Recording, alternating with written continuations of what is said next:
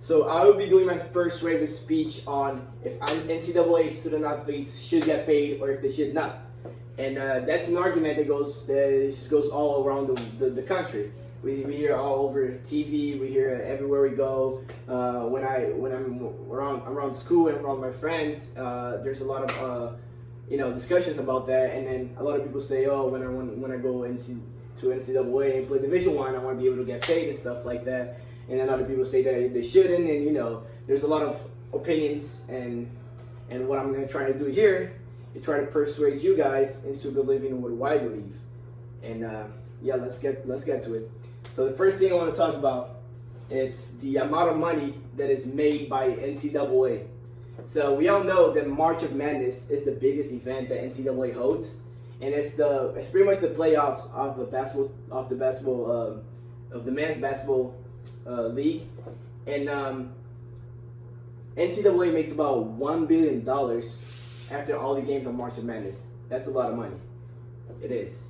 And also in the Final Four, if you want to have a 30-second ad, you got to pay $700,000 to have that for 30 seconds. NCAA also makes $6 billion with all the rest of sports, all the sports combined. And that's a lot of sports. They have a lot of sports. $6 billion is a lot of money. Yeah, but they have a lot of sports. The second thing I want to get to is, so where does the money go?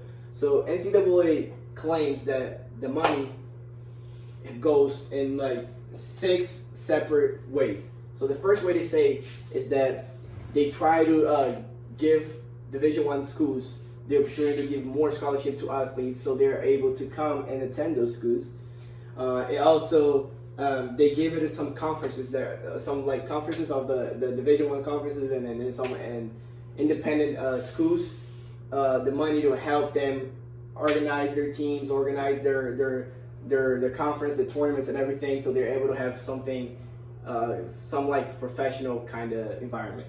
The third thing is they want to be able to make their tournaments a very organized thing. With just as the conference tournaments, they want to be able to make the national tournaments and all that stuff a organized and competitive tournament. For the fourth thing, they try to help college athletes with traveling, foods, and whenever they have to, obviously the United States is really big, and then we have to travel all around the country, like play in some other states and stuff like that. So they try to help athletes with that because some schools are not able to pay for them. The other thing that goes too is with injury and insurance, all that stuff, because a player could easily just get hurt and not be able to go professional, so and lose their scholarship or something. So they try to they have that money hold there, so if you get hurt, they can still pay for your tuition and for your school and stuff like that. Also, they for the basketball tournament, they have all that money also to hold the tournament, to be able to make the tournament a good tournament as well, because unfortunately all they care about is basketball, to be honest.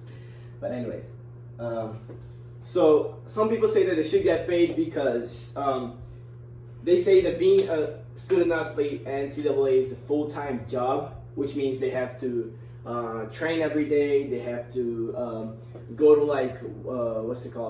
go to school after. They have to go to the weight room after, and you're always busy, you're always doing some stuff, focusing on the sport that you play at school. And that's why a lot of people say, oh, that's like you're actually working, so you might as well just get paid for that.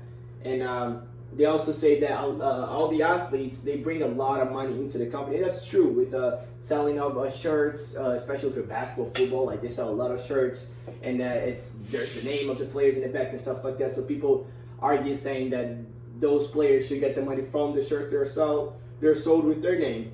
And also the TV people are there to watch the players, not the organization. So they say that without the players, NCAA wouldn't be making any money. So then they should be making money.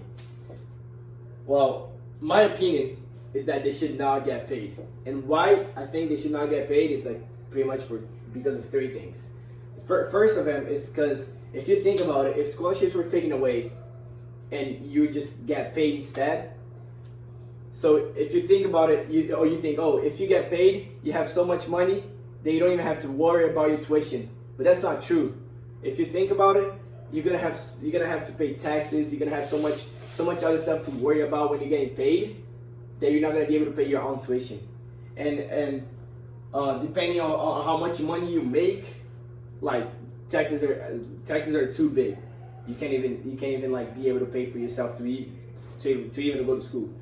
The second thing is the scholarship is the best option, just because if some students and some people are too young to even be able to deal with the amount of money that they should get with all the attention they have, and it might cause them to go in debt. It might cause them to not be able to handle that money, and in the future be spending with stuff that they don't really want to spend, and it may cause them like big problems in the future.